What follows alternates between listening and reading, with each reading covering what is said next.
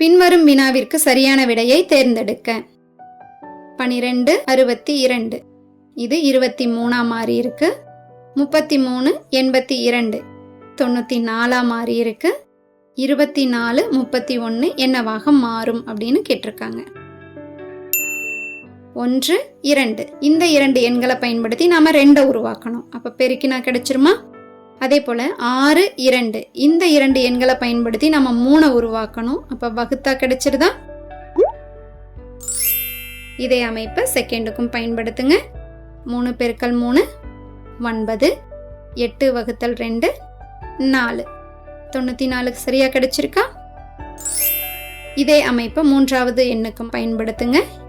2 பெருக்கல் 4 8 3 வகுத்தல் 1 3